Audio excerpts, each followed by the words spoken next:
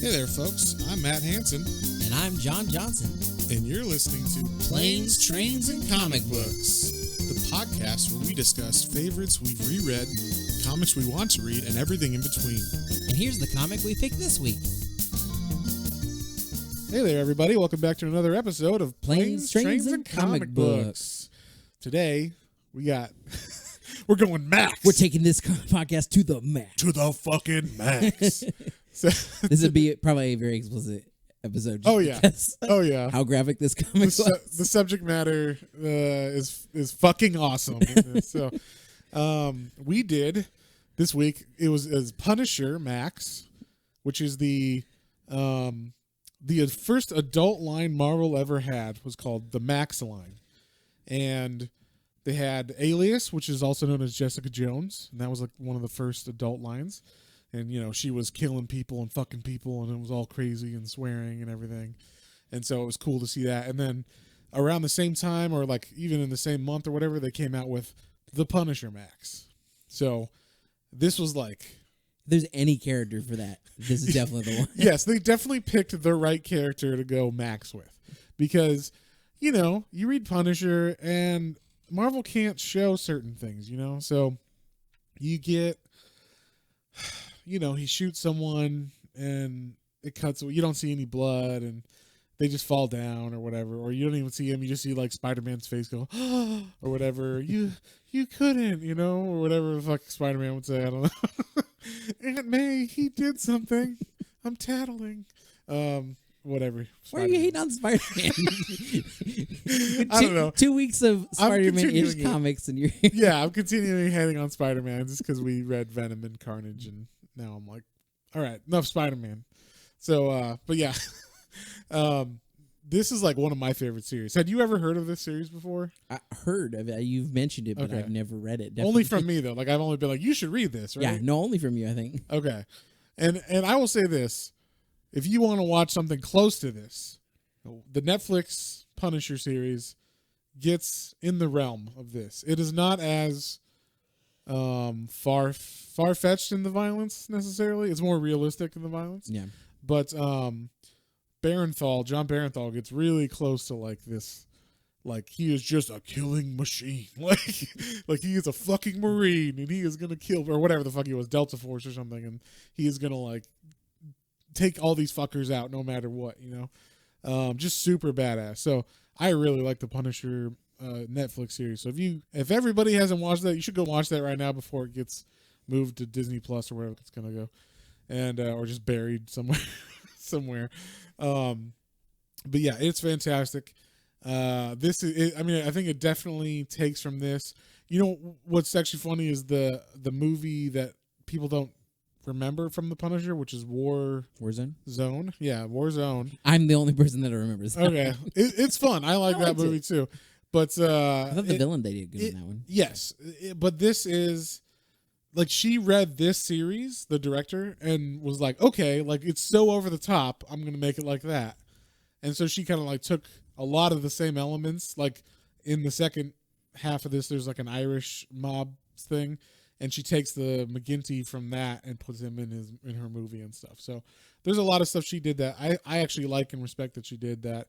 Lexi Alexander, good on you. So, but yeah, this is like, if you want to read Punisher, read this one. You know, like, this will start you off, and anything else you read will never ever quite quench your bloodlust or whatever. You know, if you're reading this to be like, isn't Punisher supposed to be fucking badass? And you read the old Marvels from the 70s and stuff, it just never quite hold up get there. You know, I mean, at the time it might have. If you read that in the 70s, you might be like, oh my gosh, gosh golly. Just out of curiosity, like Thomas Jane, a lot of people were like, oh, he was a good Punisher or whatever. Yeah. But the villain was lackluster for that movie. But then he did that Dirty Laundry, like, one-shot thing online that everybody was like, oh my God. And I remember being like, that was really cool. As far as like hit the violence to that, is that something that you compare to like the Netflix series too, or was it? The Netflix series gets more even violent more. than that. Yeah. I know you know gun in that one. Well, you know what it is? I think it's Thomas Jane is more personable than John Barenthal is. So like Thomas Jane, you're like, yeah, I could have a conversation and a beer with that guy. But John Barenthal has like a standoffish quality to him. You're biased to that too. We won't get into that, but Well, whatever. Just say Thomas Jane is a friendly man, and he likes to pet people when he's high at Comic-Con. We'll say that. Anyway, yeah. So this book we read. So first off, we read like it's the volume 1 of the complete series.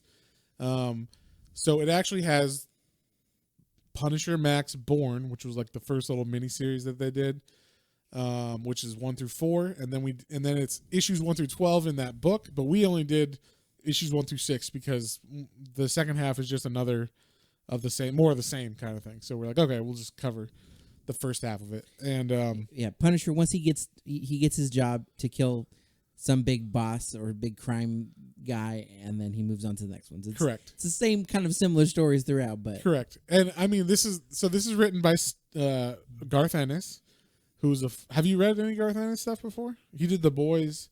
He did Preacher. Yes, Preacher. No, okay. I just remembered he did Preacher. I was like, nice. You're like Preacher? Oh no, I haven't read it. No, not at all. Nope. Well, we're gonna read some of his stuff for sure because he did one of the best runs of Hellblazer ever, and the movie was based on it. So, like the one with Keanu Reeves, all the cool stuff from that movie is from his book. Yeah, I remember we talked about that. Yeah. From reading those, it was 100%. I think we're gonna skip the 3 of the trades and just jump into his next time we read Hellblazer. So, cool. But yeah, so we got the first 6 issues of the main series of Punisher Max, and then Born, the little mini series, which is 1 through 4. So it starts off in Born, and it is from the point of view of a Vietnam soldier named, what was his name? Goodwin. Steve Goodwin, I think. Goodwin, yeah. I remember Goodwin. Something like whatever. It's all Goodwin. These people, we don't. Most of the people die in the Punisher except the Punisher, so we didn't remember most of their names or write them down because it's like, well, we'll just say they're gonna die. He was with that team, and then this team happened, and then they all died, and then that's what happened. Remember, he's in Valley Forge. Yeah, that's true. So it was like the Punisher is like or Frank Castle will say is in like Vietnam. So this is like when he's young, because Punisher Max takes place when he's like 50 or in his mid 50s maybe. So he's like in his mid 20s in this Born comic, and it starts off like basically it's the tail end of the Vietnam War. He's a captain in the Marine Corps. Yeah, and he's like the only guy worth anything on this base. Oh my god! Everybody else is like strung out on heroin or just fucking around, and like he's the only one. He's been able to like get a couple men to like be responsible with him and take on like the patrols and everything that just keep him safe. And basically, he knows, they're gonna start like basically something's coming. But, if these people aren't giving us, resupplies or anything, or, they're not doing anything. So basically we're going to be, unless we keep doing these patrols, and like in the patrols they're finding, like they'll catch one person bringing like a shit ton of mortars and ammunition somewhere. And they're like, well, what is this for? And they only caught one of them. And they know like, well, there's no way we caught the only one. So where are they, coming back, where the supplies going to, and they're about to like do a big attack, and they keep saying like counting down to the end of the war kind of thing, because the war is for all intents and purposes almost over, and like this is like the last base that's like around still. Or yeah, when there's like a big general that comes and he's like, yeah, we're not really gonna do much more. You just get ready to pack your stuff up because we'll be leaving sooner than later. But like also keep doing your fucking patrols and risk your life and everything. So I like that. So like Frank's fed up with the military, like the government, the military. He just he knows what he's good at is killing. He's come to that point, and he just wants to go home. I think he's got a wife, but I don't know. I think he's got Frank Jr. maybe. No, he's got a wife and his daughter. Okay. Yeah, his son is. I guess he was pregnant before he left or something. Okay, so yeah, like he's got a family, but this is his last tour kind of thing, and he's just trying to make it out, and to make it out, he's got to be the most hardcore motherfucker ever, and so.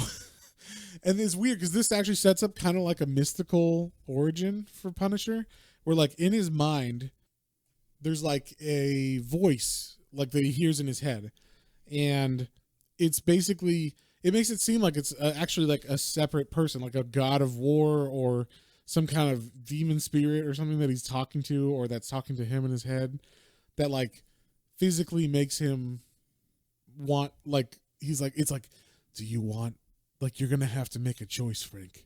Do you want to live, or do you want to like die here in this muck? And if you want to live, you know what you have to do. And what you have to do is like surrender everything, and all you gotta do is say yes. just accept my gift of like uncontrollable death. And and so like the whole comic, the whole 4 issues, he's like kind of resisting this. Like, you know, he doesn't want to be a killing machine when he goes back to his wife and kids, kind of thing. I think this is kind of like a metaphor for like what actually happened, you know, to people who came back from Vietnam, who were, you know, all they knew was like, or even any war, where like all of a sudden you're back and you're like, I got to mow the lawn, you know. I just killed someone 10 days ago or whatever, and and now I got to smile at my neighbor and mow the lawn. Like that's a weird transition. So so yeah, it's kind of like, I don't know if it was actually a demon spirit, but it made it seem like there was kind of like a heavy dialogue between him and this other voice. And so it could have been in his head, or it could have just actually been like an evil spirit kind of thing that gives him his awesome like survivals, you know, powers or whatever, or just like war tactician kind of thing or something. Because also like he's the only survivor in this whole thing. Like by the end of it, he like literally he says yes, and like when all the shooting starts and the Viet Cong starts coming after him, it's like the thing's like, you're gonna die unless you say yes, and he's like, fine, yes. And then once he does that, then it like, you know, then it like goes black or whatever, and then it comes back, and like the helicopter shows up, be like, hey guys, we're here to bring you home. Oh my god. Yeah, and then like it's just Frank standing in a pile of bodies and gore and like craziness. And so like he was the only survivor at Valley Forge that lived, and it's because he said yes kind of thing. That's what it makes you think. So it sets up like this, is he mystical, isn't he mystical, whatever. He's just really good at killing. So at the end of that series, and a lot of stuff happens in that series, and this was actually the first time I read that Bourne series. So I recommend it. Would you recommend that Bourne series? Oh, for sure. Yeah. No, they're like all of his interactions that he has with finding like the few people that are actually good in his platoon or whatever were really cool. Like when they go out on patrols, there's like little interactions that they have, and like some guys tried to rape some of the Viet Cong there, and he like is like, no, we're not here to do that. And then like he kills one of them later on. Yeah, like he some guy tries to rape a woman that's fighting for the VC, and they catch her, and actually I think he does rape her. He's in the process of raping her as Frank walks up and is like, get the fuck off of her or whatever, and he's like, what? And then like I think Frank like pushes him away or something, and then like the next night or something, he just like, hey, why don't you go on a patrol? And then he like shoots him in the head or something. No, it's when he like he's washing his face off in the river. Oh, that's right. He puts his boot on his head. That's right. It's like a couple minutes later, he's like, well, that was a hard rape. I better wash my face off. And then that's right. Frank just like puts his boot on the back of his head and like drowns him in the river. Yeah, it was hardcore. It was fucking awesome. And the also trigger warning for this book.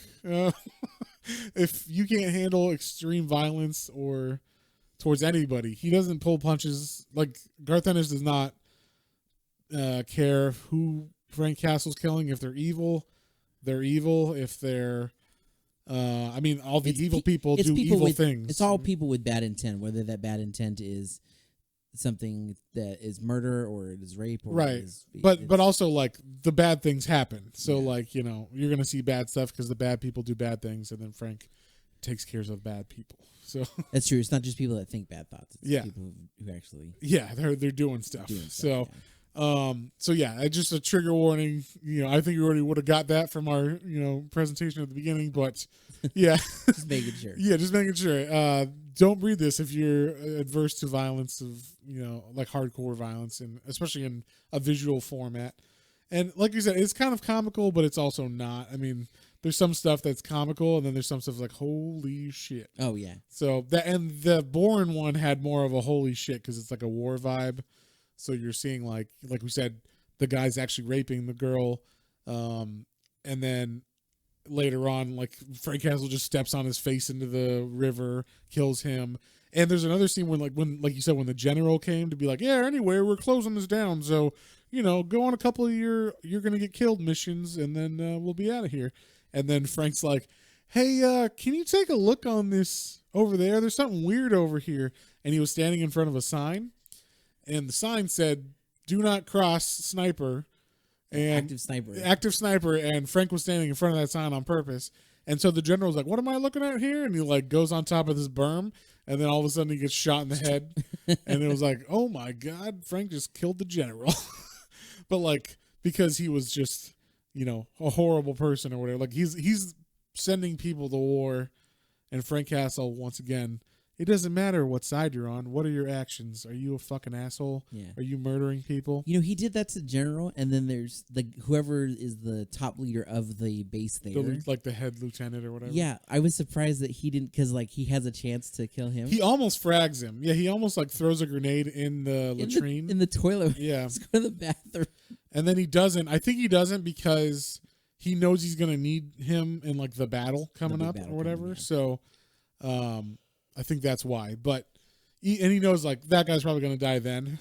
And if he doesn't, maybe then he would take him out at the end of that. But he does not survive. So, but Bourne, yeah. So they all come, and Frank's the only survivor. He gets a big machine gun and takes care. Takes care of business.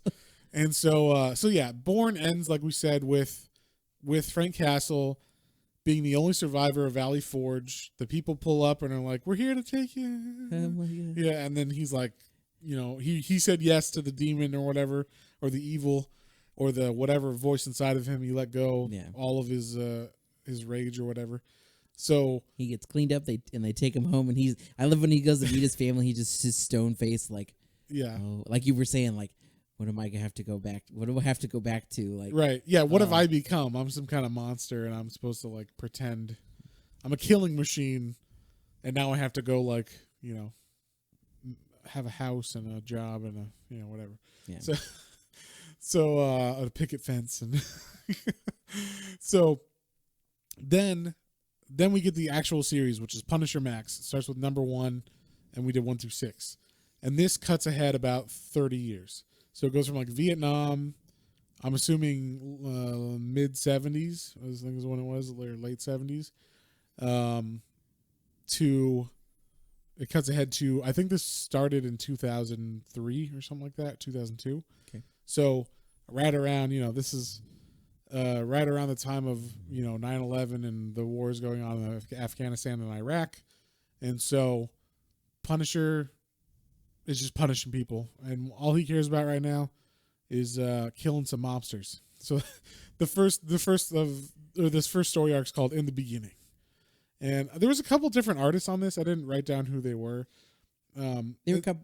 I wrote them down. There's Derek Robertson, Luis Rosa, and then Leonardo Fernandez. Okay, and they were all good. And Derek Robertson is he's good. He's known for he did The Boys, and he did like a couple Conan stuff.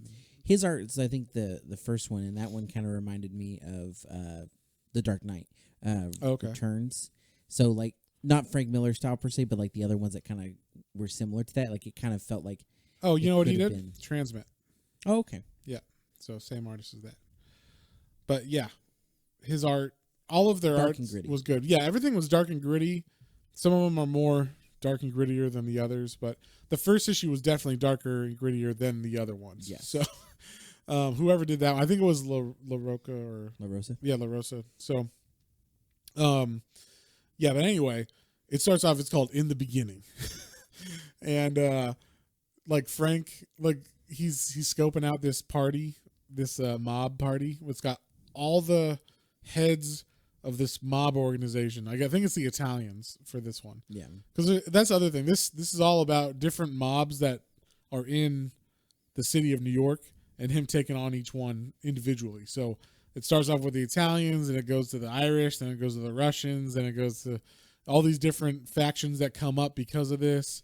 Like you take one out and the power vacuum fills with something else. So he's got like more and more crazy shit going on as the run goes on.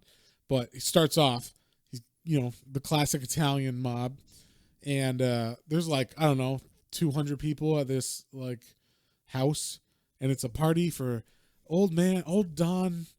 I don't know his name, Don something. Yeah, Don something. Don Corleone's 100th birthday or whatever. And yeah, this old man who's on like a respirator in a wheelchair. He's in a wheelchair. Yeah, just sitting there like, okay, I like pie, and garlic pie is what he likes. And so Mama's cannelloni. Good.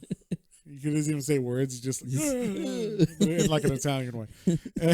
I'm Italian. John's Italian. So we can say this. So right away, like Punisher just walks into the room and like he's narrating this whole thing. So there's a lot of narration. This is like one of the fastest reads I've ever had for the comics that we've done. It was like, I think I read Born in a half hour, and I read 1 through 6 of Punisher Max in like 45 minutes. It was like super fast, and it's just super like well done. Pacing and everything. It's his internal monologue, usually a lot of killing, and then some exposition. And then people were like, "What the fuck?" Yeah, the next like people he's gonna kill, like it sets up that story a little bit, and then it starts over again. And then it repeat. Reload. He's thinking like, okay, I got this and that going on. I'm ready for this. I'm prepared for that. They're not prepared. They got this stupid fucking party. And so he like walks in, and he automatically looks way older than he did in the Bourne series, which I liked that they separated it that much, and that the art like showed it. And then he just walks in and shoots the old man in the head, like because the door, it was like French doors were open, and it was like open to the outside yard. So Frank was in the yard in the French doors and just shoots him and then runs away. And he's like, okay, that's a surprise for him. They'll have to take at least 5 minutes to get like reoriented in what's going on, and then prepare. They're gonna get mad. They're gonna prepare. Yeah, they're gonna. he's got like this whole checklist in his head. So I assume he's got like like a 50 cal machine gun lined up, just right enough away so that when they're ready to fight and they all run outside to get him, he's got the 50 cal, and that's what he does. He literally mows down just 200 people, like just ground beefs people. Yeah, like just like, I mean, it was like a World War I scene where like, we don't know what a machine gun is, so we're gonna run straight towards it. Like, and they even try to like flank him and stuff, and he's like, luckily I prepared for that, and he had like fucking claymore mines that he had like booby trapped that say like, it just is like, point towards enemy or whatever. Yeah. And you just see that and like a foot stepping on a wire, and then boom. Yeah, it's like, so basically he like kills every head of the family, and there was like women and children in this too, and they do not get like spared. No, he like mows down, then the people try to flank him, and that explodes, and that causes a distraction for a second. He's like, enough time to reload, and then go over him one more time, make sure I get any people that are straggling that maybe didn't quite. Yeah, it is fucking crazy. It was crazy. It's a hell of an intro to a comic. If you never read Punisher before, and I hadn't when I read this, I was like, oh my god, the first time when I read this in like 2007 or whatever. But yeah, so then he like basically all the heads are dead of this family. There's like one guy left, and like he's trying to figure it out. He's just a low-level lieutenant too, and he's like, well, there's a lot of henchmen or whatever, you're like, enforcers in the ground, but there's no like head people anymore. And so, except like me, and I'm not even really that much of a head, and they're trying to like obviously get around, like they don't want to be taken over now, because now they're weakened, right? Like they could get taken over by the Irish or anybody else, so they're trying to like maintain their supremacy in this area this whole time. And so they need a leader. So they go to like this guy who was kicked out of the mob, of that family. Oh, the Cavelli guy. Yeah, and he was a little over the top for them, which I don't know how you are over the top for the mob, but apparently he was like way overdoing it. Like, we watched some mob movies. There could be some people over the top. Yeah, I mean, it's like Joe Pesci in like Casino or something. You? Yeah. No, that's wrong. That's wrong. Sorry, yeah. But yeah, like basically he's an enforcer, or like he was an enforcer, but he's higher up because he's like a made man kind of thing. So, and he's got like two guys with him. One of them looks really weird and like bug eyed. The bug eyed guy with glasses. He was like dead eye the entire time. I was like, yeah, what are we gonna do, boss? Yeah, yeah. And then like he ended up being like super fucking creepy and everything too. But yeah, he's got like these weird like kind of goat eyes. They just like point opposite sides of each other, and they're all bulbous and weird. Then there's another guy that helps him out who's like he's just like a kind of a Punisher, like he can't be killed. Yeah. Like he's just so rugged and tough and won't die kind of thing.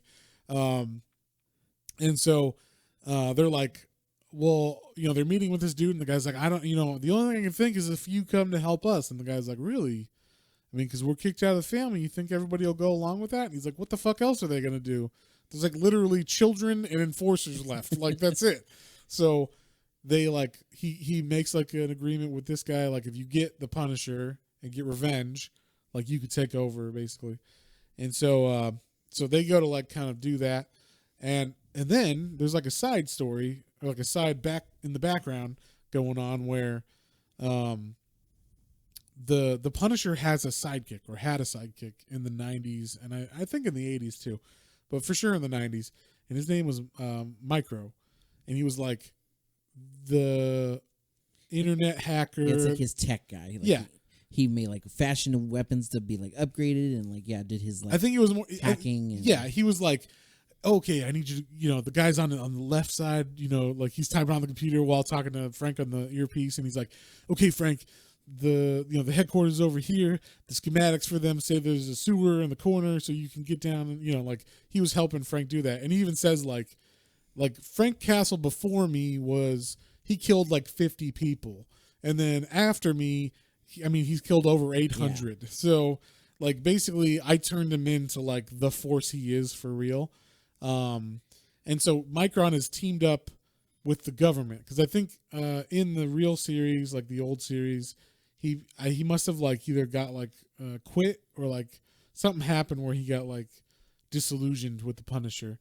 So this is him like trying to get Frank back in, and what it is the government, the CIA, is trying to recruit the Punisher via Micro, and like so he can go fight in Afghanistan and capture Bin Laden and stuff. Like that's how they're pitching it to the Punisher.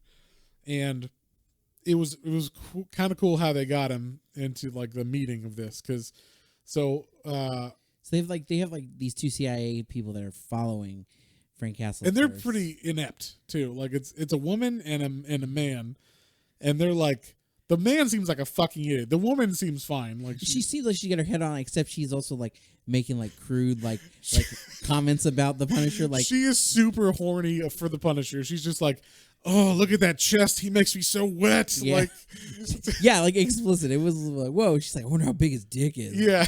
Jesus. Yeah, it was really, really funny to like have like a woman that forward or whatever in the comic, especially like in this scene. She's supposed to be like a government, agent. They're undercover, like supposed to be doing a stakeout, and she's like, oh man, there's something about him. He just makes me so like horny, and it's like, okay. Yeah. So it was funny. It was a good like dynamic. And then the guy is like, I don't know. He just seems like a bitch. Like he's just like a wuss or something. Yeah, he kind of was like aloof a little bit, but also like he didn't want to really like he's never pulled his gun really or something. Like he's always been collecting data and doing surveillance, but he's never like been in a situation where he's going to go up against like actual like heavy hitters or anything. So he just seemed kind of like ineffectual most of the time. Like, and even when later on he gets captured, and it's like he's no resistance at all. Yeah. So he. Or they're scoping out the Punisher, and Micron's like, okay, like I'm gonna go get him. Like you guys have to stay put. And you're like, I wonder how he's like. Is he gonna be like, hey Frank, let's go get a coffee or whatever? And no, that's not how you get the Punisher. Especially like the Punisher is like, once he left the Punisher, apparently the Punisher was like, you're dead to me. If I see you again, it means you're here to kill me or something, So Micro goes like pulls up out of the van or something and says like, hey Frank, and the Punisher's like, huh? And like the Punisher was going to, I think he was going to like kill or like go to surprise the mob guys or something. So Yeah. he was like on his way to get those second level guys that were like gonna take him on now, and the ones that were like the outcasts. And on his way to like walking into that restaurant or whatever, Micro comes out and is like, "Hey Frank," and then he's like, "What?" And then it says like the second it took me to realize, you know, it was Micro, was a second too long or whatever. It's like he got 1 free second and that was too much. And like basically Micro shoots him with a shotgun in the chest, and then he shoots him in the face, and that's like one of the, I think it's like the second issue ends like that. Yeah, and it was like, what did he just kill the Punisher? And then it was like, no, I shot you in the face with like stun bullets. Or I think it's like rubber bullets, but that would hurt like a motherfucker if you got shot in the face. I mean, it would blow your eye out or something. But like we said, in this one, the Punisher's kind of like supernaturally immortal-ish, because they, like you said, they set it up in Bourne that he's kind of like just a god of war or some shit, you know. So so then like they capture him, and Frank, you know, they got him in like an office, and they're like, okay, Frank, like I just need a yes or no, you know, like this is the thing. Micron's talking to him, and he's like, I like that he goes over his backstory a little bit, and like this kind of put in, I think this is the real click for me, how old he was. He's like, man, Frank, you know, I've known you a long time, and like your son would have been like 33 and your daughter would have been 37. And I was like, holy, like Jesus Christ. Yeah, they died in this is like supposed to be in real time with the comic. Yeah, so he was in Vietnam, and then all that stuff in the comics where he was Punisher actually happened year-wise. Yeah. So whenever that happened where he came back from Vietnam and had a family there, that's like really when the Punisher started, and then all that time was 37 years or whatever. You know? So just it was like, holy fuck, like how many people has he really killed? And like, that was just, it was cool to see him like have that little bit of and especially in this series when he says you've been doing it for like 37 years, you're like, holy fuck, because I just saw him kill a whole mob family. And so if that's one night, you know, how long is 37 years? How many bodies is that, kind of thing? Yeah. And, you know, it says he killed over 800 people, but he just killed like 200 but that was one night. That was with Micro, and he hasn't been with him for a while. Yeah. Obviously. Yeah, exactly. So so Micro's like, okay, like enough of this like mob, like street crime shit. You know, we got bigger fish to fry. Like basically the government wants you. Like the government needs you. You know, Uncle Sam poster here. Like, and it's like we got, you know, people like Bin Laden and terrorists around the world, and you know they're causing way more, you know, shit going on than these mobsters. He gives them a good deal too. He's like, there won't be any red tape. Like it'll be how you want to do it. I told him already. Like, right. It's how you want things to go down, Frank. You don't have any like.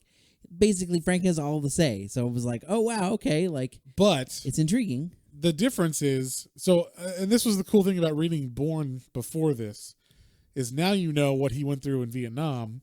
So then he's like, it's going to be the same fucking thing, where they send me on these missions, like unprepared, understaffed, not really what they say. Yep. They don't give a fuck about me, plausible deniability if I'm caught or any of that shit. So it's like, it's not what they say it is, you know, but they want you to go hoorah for them, you know, but then the second you need them, they're like, oh, who are you? Oh, yeah. What?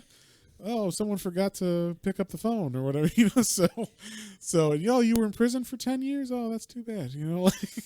So he's like, what is it? Yes or no? And Punisher's like, fuck you, you know, just straight up like, no, this is bullshit, and he's pissed. And so, in the meantime, while Frank's been up in this little interrogation room, it's in a hotel. And the mobster that's like trying to find him and kill him so he can become like the new head of the mob, the Italian mob, is like, okay, guys, like we gotta search out, kind of figure out who, you know, where he would be, who are these people that kidnapped him, because there's all these like reports the Punisher was kidnapped on the street. You know, some guy pulled out of a van and then captured him. And there's this old guy they interviewed on the news, and he's like, oh yeah, I saw the guy who took him in the van or whatever. And like, oh, okay. So they're like, okay, we're going to go and find this old guy. While also one of the, I guess the CIA people are watching the news, and they're like, we should go talk to the old guy and be like, you didn't see anything, basically. Yeah. So like, it was kind of funny because, so they're like, we need to just like see if this old guy actually saw something. So the mob guys head to his house, And then the like feckless idiot CIA agent guy who was in the car with the woman, the sexually explicit woman. He was like, I'm gonna go check out this guy too because he saw him on the news as well. And so he goes over there and he beats the mobsters there, and he like knocks on the door. And the guy the guy has the door chained. He's like, "Hey, like let me in. Like we need to talk." And the guy's like, "No, why?" Yeah, and then he's like, "Wait, are they with you?" And there's like 3 guys behind the FBI agent or the CIA agent, and he's like, "Oh shit!" And then like, so basically now they don't have an old man they gotta talk to. They got the actual CIA agent who's like, "What do you know and why did you kidnap Frank Castle?" kind of thing. So they start talking to him in a car while they're driving around. They're like, "See, buddy, like all you got to do is answer our questions, and we promise you'll be fine." And he's like, "Really? Like I don't feel like I'm gonna be fine." They're like, "No, you'll be fine. Don't worry about it." And like, you can tell these guys are not good guys. And of course, he basically tells them everything that they need to know. But you find out the reason why is because they cut off his balls and put him in a cup. Yeah.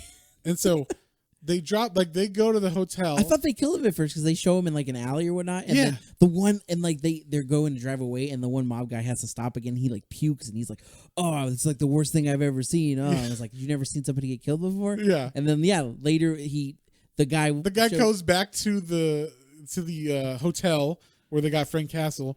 And he's like, "Help me!" And he's like holding his groin, and he's got a cup. And she's like, "What the fuck?" And he's like, "Oh my god, your balls are in a cup!" And he had like they cut his balls off and they put it in a cup, and then like he had to walk around with them. And maybe he picked him up and put him in a cup. I don't think so. I think it was like a joke. Handed it to him? Yeah, they're like, "Here you go, son of a bitch." And then so it was crazy. Yeah, it was crazy. So they go to like they're gonna attack him. They had to come up with a plan of like how they're gonna assault this building because they know there's like FBI agents and stuff there. CIA. I'm sorry, CIA agents. That's okay. Well, because there's a head guy that they keep referencing to. It's like Bethel or something. He's like the main guy that keeps asking. Yeah. All of them and Micro to like I guess he's like the CIA confidant or whatever. Right, like the head dude. They come up with a plan. They go to the hotel. I can't remember. Do they like pull a fire alarm or something? So they go to the hotel and it's what it is the female goes looking for the guy with missing the balls because he's been gone too long, and so she shows up and he's back. He's like outside of the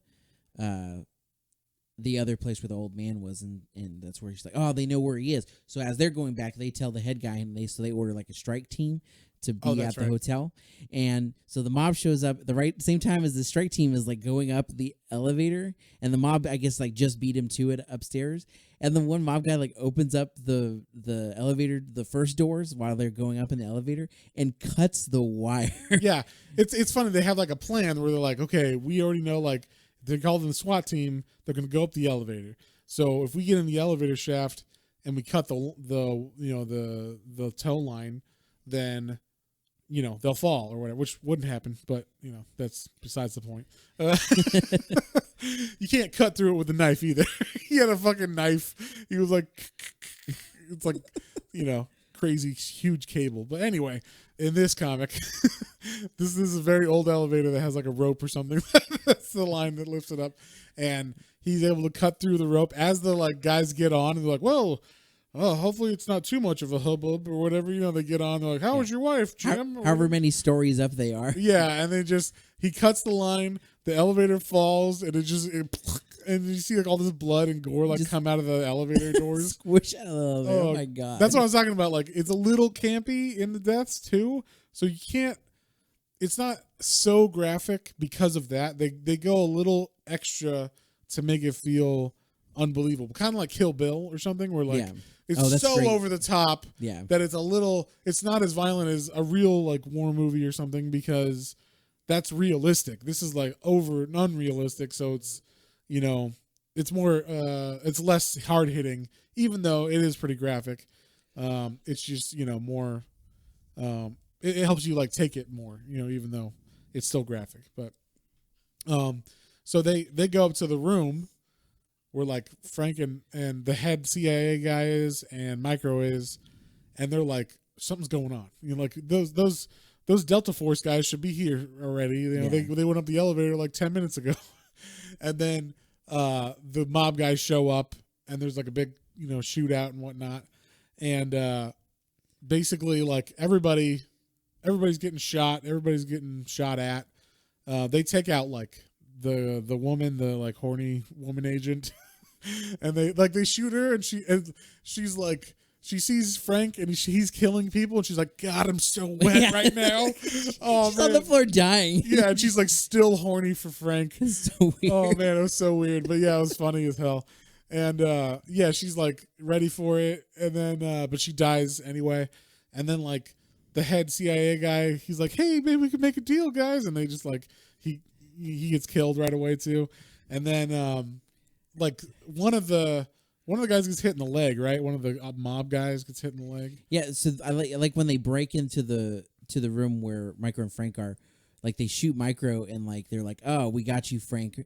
And the one guy is like just puts the gun to his head, and then Frank bites his finger like, almost off. Before he can pull the trigger, he's like, "Ha!" and like totally bites his thumb off almost. Yeah, and so he's like, he like shoots up and flails, and then while they're all kind of like going around, Micro like crawls up behind Frank and unlocks the chains, and it just from there like Frank like grabs the head of that one guy and smashes it into the head of another one of the mob guys against the wall. Yeah, this is where the dude with the like fish eyes or whatever like gets killed like that, and like it's so fucking bloody. The one that lives pretty much, there's like the main like heavy hitter guy, the one that like won't die, he fights Frank, and it's like a real fucking fight. Like they're like like just stabbing each other and like shooting each other, and it's not killing either one. Yeah, no, it's hardcore. Like like Frank gets shot and he's like, oh, that was a rib, not like broken, like gone. Yeah, and then like he stabs him or whatever, and then he like. They're fighting and punching really hard, and then like he throws the guy. Yeah, he throws him out the window, and he lands on like a fence that has those like iron spikes, those like wrought iron spikes, and it goes through the dude, like through his neck and chest and torso, and he's still. Yeah, and Frank jumps out after him and like and like lands on him. Yes, braces his fall and like so hurts that guy more obviously. And like Frank like runs back in to get into the building or whatever and grabs like a shotgun. Yeah. And then the guy's coming back in after him with the fence in him. It was like ridiculous how like able to handle the damage this dude is. But just like Frank, I mean, you got to have someone who's he can go toe to toe with kind of thing. Yeah. But basically, Frank takes on everybody, and then like Micro is mortally wounded, and he's like, hey, Frank, like, sorry about all this. I just thought it would be best if you had like a mission or something, And then like Frank's like, like just basically doesn't care. I mean, I don't know. It seemed like he had feelings at one time. You could see there's emotion in his face, but he's just past the point of like basically Micro betrayed him, and that's all he needed to know. Like there was no other judgment that could be had. He's not going to let Micro go. He's too much of a risk now because he knows Micro's might come back for him or team up with someone else or get captured or whatever. He knows too much about Frank to let him live. So, well, he takes him though because they pick him up and they take him. He goes to like Micro's like we can go here. I know a place basically it's like a safe house. Yeah, but then once they're there, he's like. Oh yeah, well now that he's like, okay, so we're here. I've got a weapon stash. Like we're cool, right, bro? Like everything's gonna be okay. And it was interesting because they while he was interrogating him, he Frank told him like a random seemingly story about he's like the guy I guess that pushed him over the edge when he was like still mourning his family, and it was like his neighbor that was like, hey, Frank, I haven't seen you in a while. You want to here? I brought some drinks or whatever. And he's like, oh, man, I feel you. I lost my wife recently, too. I cheated on her. Yeah, and that bitch left me or whatever. And Frank's like, you threw away your marriage after my family was murdered, and you came to tell me that? He's like, he just says, run.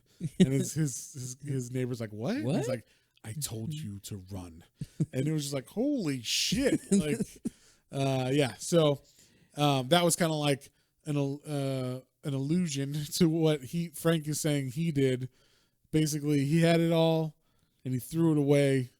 And now he's trying to, hey, it's okay, right? We're still cool or whatever. And then no. Frank's like, nah, I told you that story for a reason. You can run, and that's about it.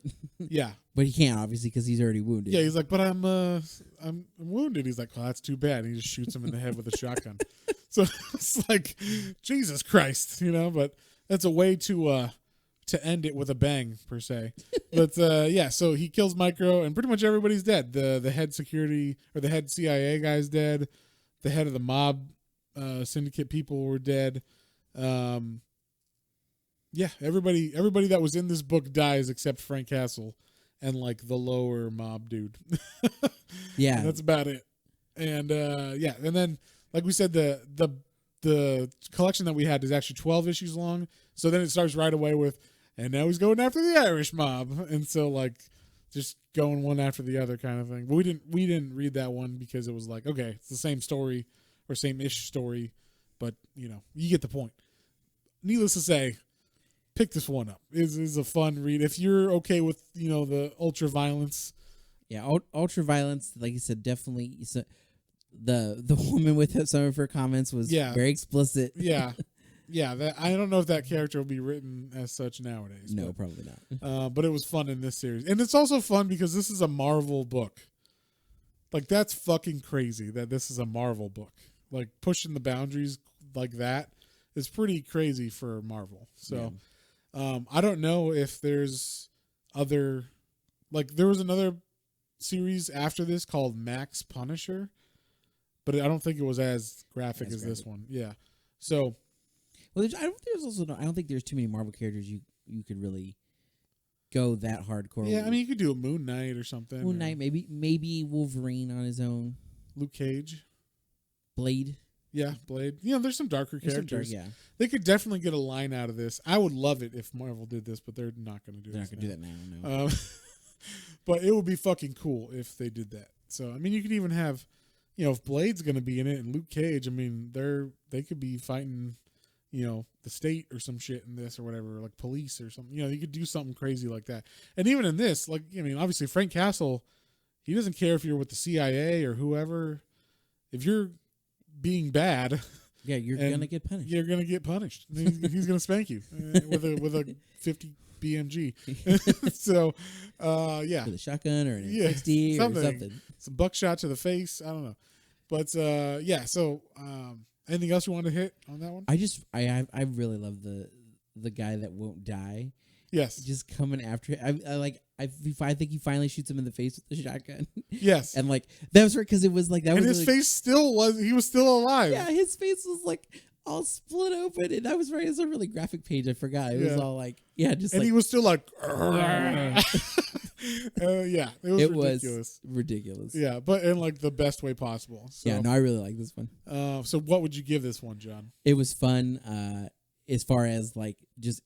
It was over the top. It was intense. It was bloody. It was quick too. It was, yeah. Like you said, it's like a little bit of dialogue, crazy violence, and then exposition set up for the next big shoot off. So. Right. Yeah, everything was like paced really well. Yeah. There was no like boring spots or anything I had to be like pushed through or anything. So I would give this an 8. It was good. An 8, I liked it a lot. Yeah, I'm gonna give this one an 8 too. It was fun. It was groundbreaking because it's Marvel. That's why, because this is like the first time Marvel's ever done anything adult like this. And I wish they had an adult line still. I don't know if it's stopped selling well or something. But what's the one you said they have now? It's like the Black Label? That's DC. Oh, it's DC. Okay. Yeah, right, DC has Black Label. But Marvel doesn't really have anything this adult. I mean, the regular stuff is more adult than it used to be, Like I'd say their stuff that used to be PG is now PG-13 or something, But yeah. Nothing's like this is like if this was a movie, it'd be like rated NC-17 or whatever for violence. Yeah, for sure. Especially if it was like he just doesn't care about who you are, where what you are. Are you bad? He is the angel of death. He is coming for you, and you should be on the lookout. So, yeah, this this is like one of the best Garth Ennis runs too. It's like 80 issues or something like that, and I've read the whole thing twice. There's not many full runs like that I've read all the way through twice. So, and it's kind of like, I haven't read that Punisher in a while. Let me read, and then I read this, this first 6 issues. I'm like, fuck yeah, I'm right back into it. So, it's got a really good flow and feel to the whole, and like the bad guys as it goes on progress. They get like kind of like, it's kind of like a video game where like, oh, now he meets his new, match or whatever. There's a guy named Barracuda who's like a special forces dude that he fights. That was like he's like a mercenary now. So like, it's like a really like intense fight. Yeah, it goes over like whole runs, like 20 issues of this is about him fighting him and coming back and like all this crazy shit. So it's good. But yeah, if we ever like do another part of this, we might just jump to Barracuda because it's like a good, another really good part of it. So nice. But yeah, so we both give it an 8. On that note, if you guys have any comments, questions, or suggestions, you can email us at planes, trains, and comic books, all one word, @gmail.com. Yep, don't forget to check out our Facebook, Instagram, Twitter, and our YouTube channel. Exclusive content on YouTube right now. Don't forget to hit those subscribe buttons. Also, all of our back catalogs on there, as well as pretty much everywhere you listen to your podcast now. Got a nice back catalog going. So. Yeah, we got about 50 issues, all total with Matt's minis, we got about 50 podcasts going on right now. So check it out. It's getting there. So on that note, we'll see you guys later. Bye. Well, folks, hope you enjoyed that episode. If you did and you'd like to follow us on social media, our Facebook is Planes, Trains, and Comic Books, and our Instagram is @Planes, Trains, and Comic Books, all one word. And be sure to like, share, and subscribe for more recommendations to add to your weekly pull list. Thanks for listening, and we'll see you next time.